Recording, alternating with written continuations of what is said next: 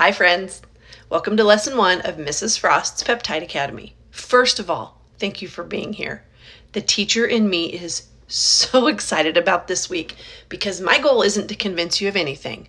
My goal is simply to help you understand. Let's face it, there is so much information and honestly, misinformation floating around about peptides right now that it can feel overwhelming. So over the next week, we're going to slow down. We're going to take one lesson at a time, and we're simply going to learn together.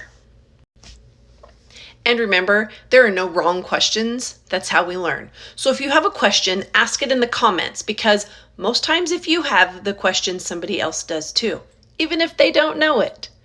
My hope is that by the end of this week, you'll understand enough to have a confident conversation with either XMD or your healthcare provider and make informed decisions about your own wellness and if peptides are right for you. So, what exactly is a peptide? Let's make this really simple. We'll start with amino acids. Think of them like individual Lego bricks. One Lego brick by itself is an amino acid. If you snap a few together, now you've built a peptide. If you snap a whole bunch together, you've built a protein.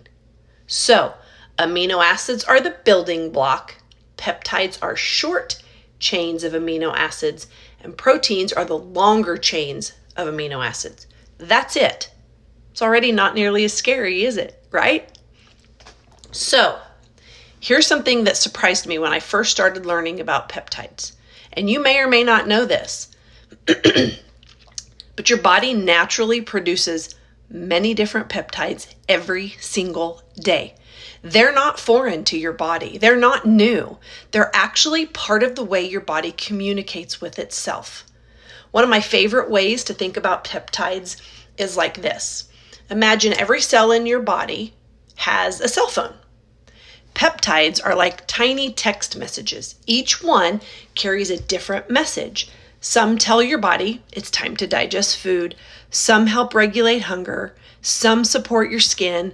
Some are involved in muscle repair. Some play a role in your immune system. The list goes on. There's a different peptide sending a different message. So, where does GLP-1 fit into all of this? Because I know you hear that word. GLP-1 is actually one of those naturally occurring peptide hormones. Your body releases it after you eat. Its job is to help coordinate several normal processes in your body. It helps communicate with your brain about fullness.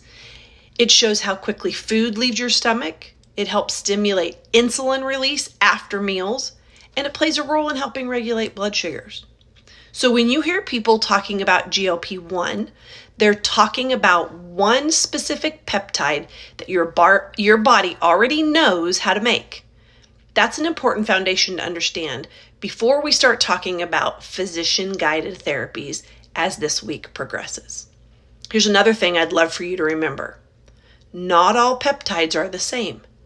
Just because you've heard the word peptide doesn't mean everyone is talking about the same peptide or the same thing. This week, we're going to talk about a lot of peptides. GLP-1, semaglutide, tirzepatide, B12 MIC, methylene blue, NAD+, Smorelin, and we're also going to talk about something I think is really fascinating. Peptides that are already in products that many of us use every day. Because, spoiler alert, injectable peptides are only one part of the peptide conversation. Okay, here's today's takeaway. Peptides aren't something your body was never designed to have. Your body naturally produces many different peptides every single day. The exciting part is learning what different peptides do and why they're getting so much attention right now and how they could help you. Your homework today. Sorry, Mrs. Frost is here. Your homework today. It's something fun. Go look around your house. Check your skincare products, your collagen, your protein, even your supplements. See if you can find the word peptide or collagen peptides. You might be surprised to discover you've been using peptide science longer than you realized. Oh, and before you go, tell me in the comments what surprised you the most today, Or what's one question you hope we answer this week? And if you've been on your own peptide journey, whether it's ingestible or injectable, share it.